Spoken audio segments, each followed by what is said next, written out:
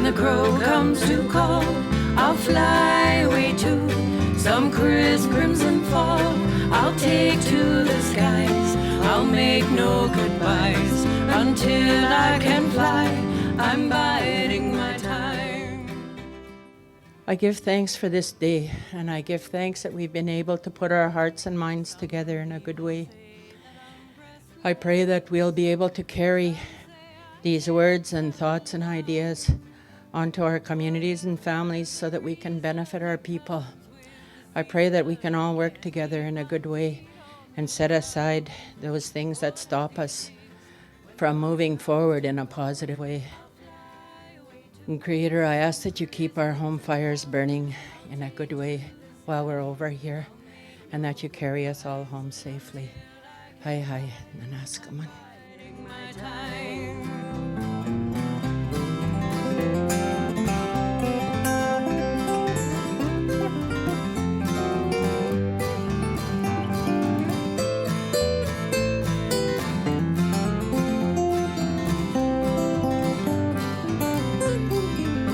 One of these days, when the crow comes to call, I'll fly away to some crisp crimson fall. I'll take to the skies, I'll make no goodbyes until I can fly. I'm biding my time. Many times women's issues get to be pushed to the back all the time, and things aren't looked at from a perspective of how they may impact or affect families and women. And I think Métis women are strong, and through their leadership and their guidance, I think that they're going to set up a direction that's going to help us make sure that Métis women's views and values are put forward. One of the things that's set out in the Convention on Biological Diversity is that it's not just scientists that have the wisdom on how to protect a species, how to protect the environment, how to conserve, how many moose licenses should we give out, how should we handle a forest fire policy, it's not just scientists that know that, it's Aboriginal peoples and their traditional resource users that know that. So there's an acknowledgement that Indigenous peoples around the world fully understand how to conserve because they lived on those lands for numerous generations without degrading it in the way that modern society has degraded it. So there's an explicit acknowledgement in the Convention, and that explicit acknowledgement has been brought into Canada through legislation, which is how Canada expresses its commitment. It's by passing legislation in Canada. So the Species at Risk Act acknowledges the importance of Aboriginal traditional knowledge in managing the protection of biodiversity going forward. There were a lot of great ideas that came from around the room. I think it was really interesting to have people from different regions collaborating in the same groups to come up with some of these key ideas. It was quite fascinating to see people from these different areas really work together and be able to build upon some of each other's ideas to move forward with some of these key initiatives in the focus areas. As I say, whenever you get people from across a homeland with a range of ideas, a range of cultures, a range of backgrounds, it's really interesting to see consensus built really from the ground up. It made my job really easy. That the women were all such interested and intriguing ladies. And we got a lot of great ideas, a lot of great material to move forward with. And I look forward to trying to assist in rolling a lot of the information up and the feedback that we got today into a corporate plan that will really,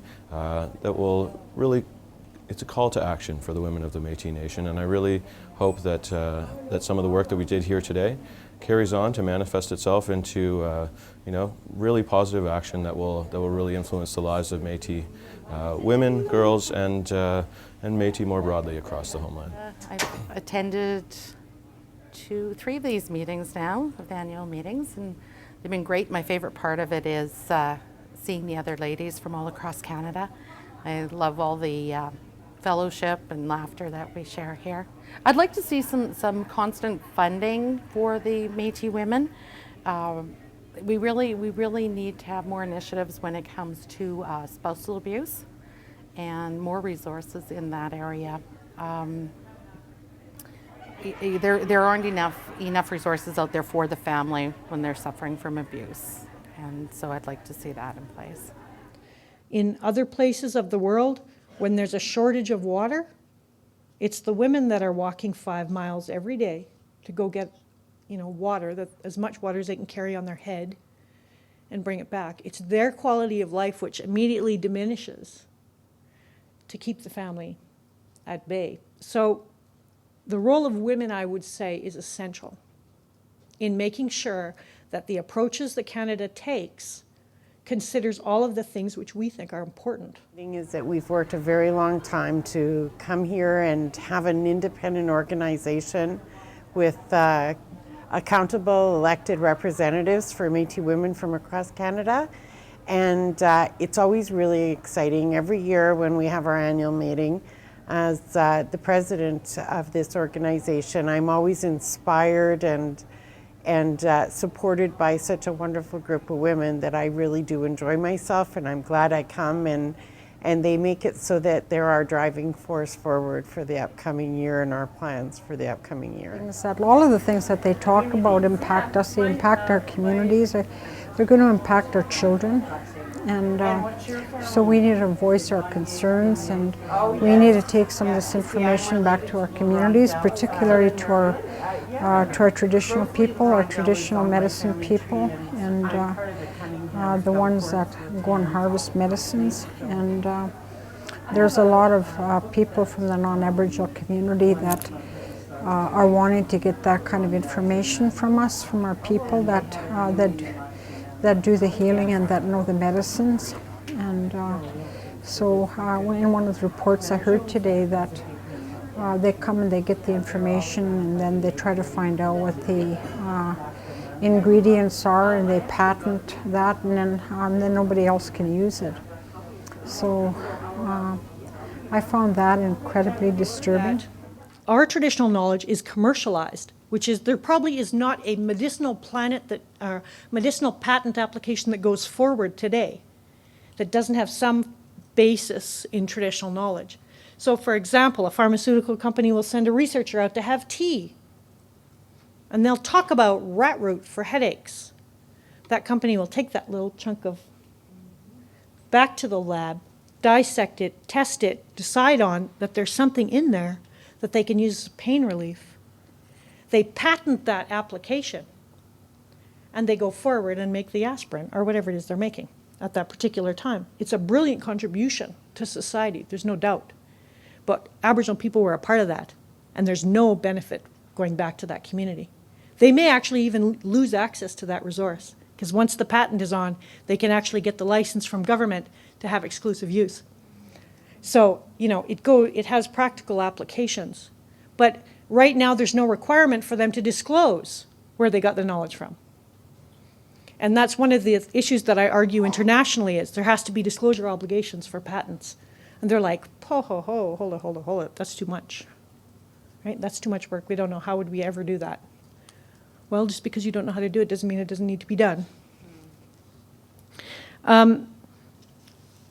So the commercialization aspect of it, when Canada comes knocking at your door for your engagement of TK, all right, is there a commercial benefit to it?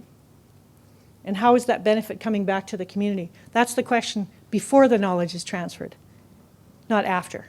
We need to start articulating what are our laws and how does our knowledge generate? What is it we need to protect to make sure our knowledge is protected in an ongoing way? We've never had a chance. We have never had a chance to have that conversation. And I think that's a conversation that the women could start. The thing that we don't value, like truly, we don't value with a dollar figure value, the knowledge and experience and wisdom that we have. We share it because it's our cultural practice to do that. We share it openly. Scientists don't share quite so openly. You pay for a proper study for science. They'll just come for tea at our house. This is about my third conference. What I really like about it is the networking and being able to tie people into the issues, because they evolve every year. They're not the same. And you talk with other people who are doing other things that you're not doing yet, or you've done things that you can share with them to help everyone to make progress in some of the critical issues we have. So, when you read documents coming from Eastern Canada, there are Métis organizations that believe that they are Métis as well, as you know. And so are we ever going to develop a relationship with them to include them under MNC? Because it seems to me that if we isolate ourselves into just one little portion of Canada, we would be stronger if it was all of Canada's Métis. There are people of mixed ancestry, for sure, in Eastern Canada. Historically, they evolved as the Acadians, and later they evolved as the Quebecois. I mean, the Quebecois are mixed ancestry, generally. And in modern day, there are people that have mixed ancestry and call themselves Métis, for sure. But basically, the Métis Nation, as we know ourselves, as a people, we emerged in the West as a distinct people. They didn't do that in Quebec. They didn't do that in the Maritimes. We did that in the West, the Métis Nation. That's who we are. Now, that's not denying there's people of mixed ancestry elsewhere, and they can call themselves whatever they want. But that doesn't mean that we give up who we are to accommodate that. Another good example is the Labrador. There was a group called the Métis Nation of Labrador. They came into being in the mid-'80s after the Constitution came in because they didn't know where to fit, and they're of mixed ancestry. Today, well, in Pauli, they went there and they said, don't impose Métis rights on us. Our culture is Inuit, and our rights are Inuit. Now they call themselves by an Inuit name. They call themselves the Inuit of Southern Labrador, and I don't believe they call themselves Métis anymore, but other people still call them Métis, but they're not. Now, all I can say, again, is all we can do is talk about who we are, the people that emerged in the Northwest as a distinct people. And again, like I say, our home, and this is going to be a tough discussion, it's got to be had.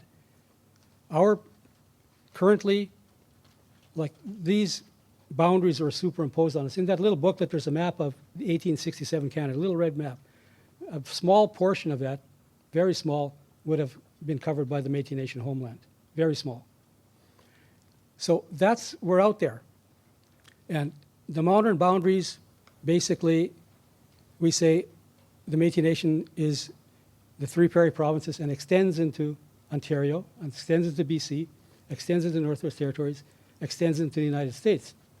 Now, in 1983, we were more specific. We said Northwestern Ontario, Northeastern BC. But people said, well, we don't really, don't care for that too much. So we say extends into, okay? We say extends into. But now people are saying, well, no, it goes into the Quebec border. Now they're saying it goes over into Quebec. So at some point, we're going to have to make a decision. Are we going to say and stand up for who we are, who we believe we are, or are we going to just say, well, okay, we're just going to go wherever people say we are because we're of mixed blood, and that's it. We encourage the feedback from our participants, and what we do is we capture that feedback to the best of our ability in broad categories such as goals and priorities. We write them down on sticky notes and we place them up so that they can be reflected back. We then roll these up into kind of a playback of the session so that they know what they've been talking about and they can feel that their views have been heard. We took 4 groups through 4 stations, and we captured a lot of information sharing. We captured a lot of stories that were similar across the country. People were in each group from various regions across Canada. And I'm from Edmonton, Alberta. I do the genealogy for the Métis Nation. I'm a Métis woman from parents from Manitoba and Lac La Biche. And the conference is very interesting. I've met many people, many different stories, and I'm really looking forward to tomorrow. The minister just had a meeting with all the ministers of the environment across the country, provinces and feds. They had a roundtable and our president attended. And he wrote a letter of response to the minister, and I've given you that. It's on MNC letterhead for your information. And he essentially is saying, we want to be engaged. How are you going to engage us? How can you bring us to the table? Is it through the multilateral approach where our 5 provinces, the feds, and the Métis Nation come together? Is that the best approach to ensuring Métis engagement? Right now, they need to engage Aboriginal traditional knowledge. So if they have the Inuit engaged, and they have some capacity in First Nations communities, if they just work with that, then really, have they met their Aboriginal engagement obligation? I think they would suggest they have. I don't think they feel the need really to engage the Métis knowledge at all because they've met their duty under the Aboriginal component by meeting with First Nations and Inuit. So if we want to be involved, we're going to have to start to put our foot down and start to get organized about how we want to approach this. I've been fighting my whole life in terms of, the historic Métis Nation. And the Supreme Court of Canada is saying they also understand. In Cunningham, and it's in the discussion paper, they say the Métis emerged mainly on the prairies in what is today Manitoba, Saskatchewan, Alberta. Even they get it right. They know that there is a distinct people. We're a distinct people. We're not mixed bloods, and we're not going to be stronger because we have more numbers. We do that, we're going to become weaker. We're strong because we believe in ourselves. And even if we're a small number, as long as we believe in ourselves, that's when we're stronger. We just go and we become weaker. We might have millions, but what do you have? I'd rather have 15 strong than a million unstrong.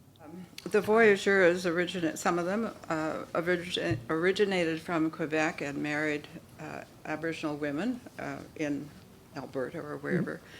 And so we still have a family connection to Quebec particularly, and perhaps voyageurs from other places I guess, how do you deal with our ancestors in Quebec? It is the voyageurs that came out west. They helped develop the nation. They're not the nation. They helped develop the nation. Of course, there's connections to Quebec. There has to be, but we developed and evolved through the voyageurs and the Indian women originally. We evolved into a new, distinct people.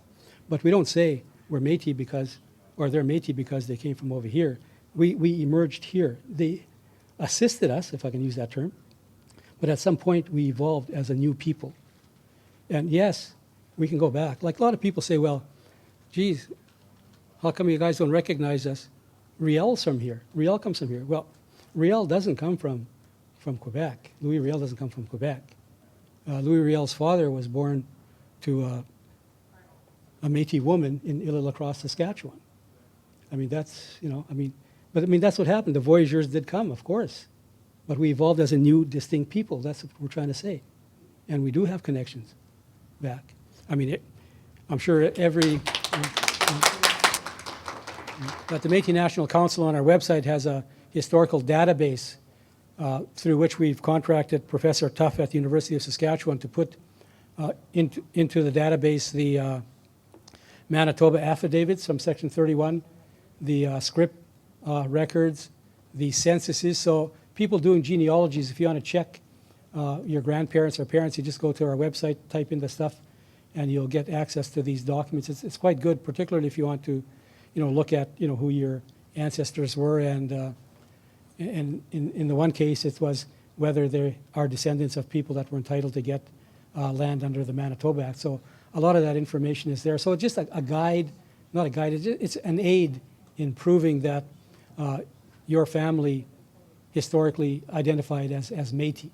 And federal government, under the Species at Risk Act, had this agreement, and maybe it's in one of you had it, you've seen it in your community. There was a clause in there that said any knowledge gained in this study becomes property of the federal government. And you can be sure they're creating databases, because they are. And so are your provinces making databases. They're all gathering that knowledge up so that they can just refer to it without having to come back and ask you. which is actually what we want, is we want control of our data so that we can make the analysis and we can make the recommendation as opposed to them. But in any event, that clause said there's a transfer. So I asked at the last meeting, why did you want it? If it had no value, why would you ask for it? And if it has value, what did you pay for it? Because if you didn't pay proper value for it, then it's an unfair contract, right? What's the trade? That's what a contract is. I'll give you this, you give me that. So I think they're taking that clause out. I mean, they're reviewing all their contracts. But there's a lot that's already passed out through that process. Thank you.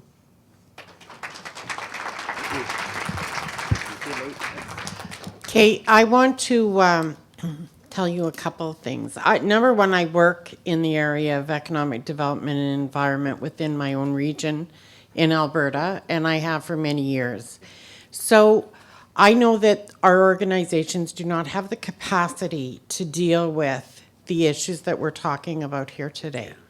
But I want to tell you as individuals, and I want you to go home and tell other individuals that when they're involved in a traditional knowledge study, and I don't care if they call it a heritage study or what they call it, you guys need to own the data.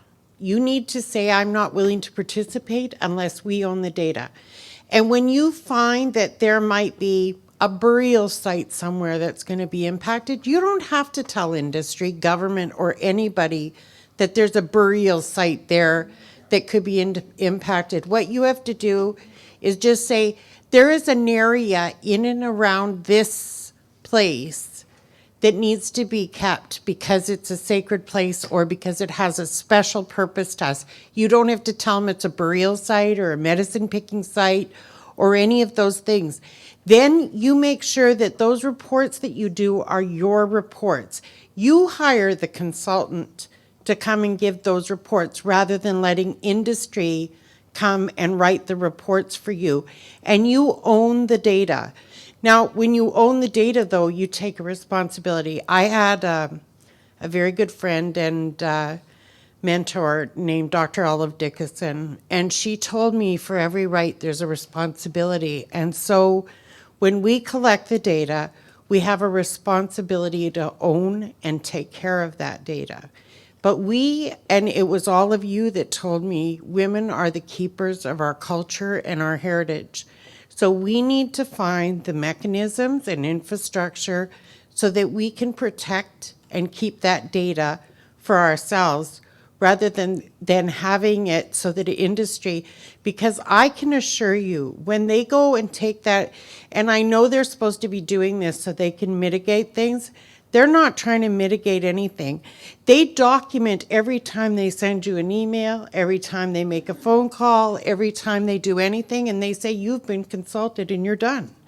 So when you go and you find out that the water is no longer, you can't drink your water anymore, you can't eat the fish, you can't eat the meat that comes from those communities, and not our problem. We mitigated. We consulted with you. You thought this was a great idea, and you were there at the meetings with us.